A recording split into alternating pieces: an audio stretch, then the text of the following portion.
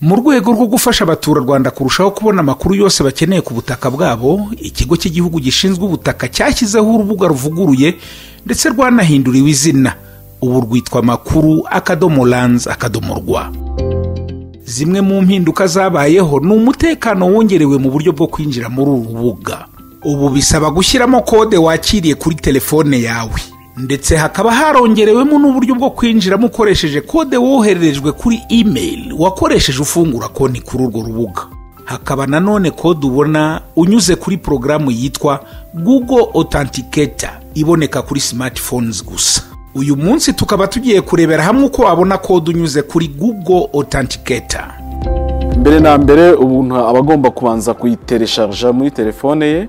Abafite cyangwa bakoresha telefone zikoresha Android baca muri Play Store bagashyiramo Authenticator, bagahita babona yo programu nto ya mudasobwa yitwa Google Autenticator.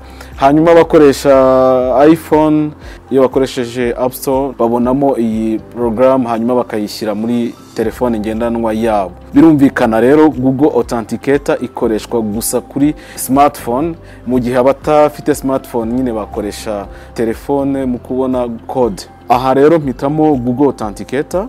Hasi iyo ukikoresha bwa mbere hari ahantu handitse gusikana. Aha rero ni hujya ugakirika gusikana, uhita ubona QR code, ukajya ku kamenyetso ko guteranya kariho. Ubwo ubona uburyo bubiri, ushobora gushyiramo umubare w'ibanga baguhaye cyangwa se ugasikana nyine iyi QR code. Nkimara gusikana rero bampaye code muri telefone yanjye, ndayandika hanyuma mbone kwinjira muri system, nkore ibyo nsanzwe nemerewe gukoramo. Ukigera aha ushobora kubona amakuru ku butaka, ukabona icyangombwa koranabuhanga cy'ubutaka cyawe, nimero zose z'ubutaka zikubaruyeho ndetse n'ibindi. Ku bafite ubutaka mu Rwanda, baba bari imbere mu gihugu n'abari hanze yacyo, ikigo cy'igihugu gishinzwe ubutaka kirabashishikariza gukoresha Google Authenticator nk'uburyo bworoshye bwo kubona kode. Ikoranabuhanga ryoroheje ubuzima.